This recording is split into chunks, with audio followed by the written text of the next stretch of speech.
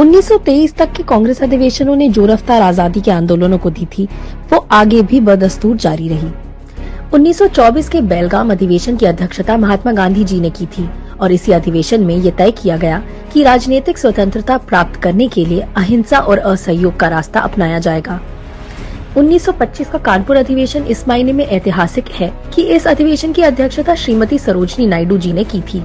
कांग्रेस के लिए महिलाओं का सशक्तिकरण केवल कागजों तक सीमित नहीं रहता, बल्कि धरातल पर उतरकर समाज में परिवर्तन की नींव डालता है। 1926 में एस श्रीनिवास अयंगर की अध्यक्षता में हुए गुवाहाटी अधिवेशन में आत्मनिर्भरता के संकल्प को दोहराने के साथ साथ हिंदू मुस्लिम एकता का प्रस्ताव पारित किया गया। 1927 में M.A. अंसारी की अध्यक्षता में हुए मद्रास अधिवेशन में दो बेहद महत्वपूर्ण प्रस्ताव पारित हुए: साइमन कमीशन का बहिष्कार और पूर्ण स्वराज का संकल्प। इसी अधिवेशन में चीन, ईरान और मेसोपोटामिया में भारतीय सैनिकों के इस्तेमाल का विरोध करते हुए प्रस्ताव पारित किया।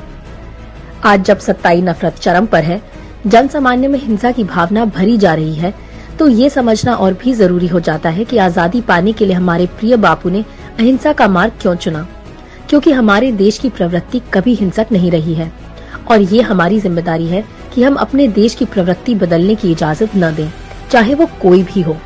कांग्रेस के अधिवेशनों ने विभिन्न प्रस्तावों के जरिए न केवल जनता को राह दिखाई, बल्कि अंग्रेज हुकूमत को स्पष्ट संदेश दिया कि अब हिंदुस्तान अत्याचार नहीं सहेगा।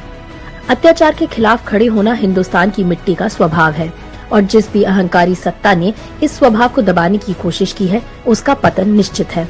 इस देश को बांटने के लिए आज भी अंग्रेज हुकूमत जैसे ही प्रयास किए जा रहे हैं, लेकिन हम सबकी जिम्मेदारी है कि कोई हमें डराकर, भावनाओं से खेलकर हमें बांटने में सफल ना हो।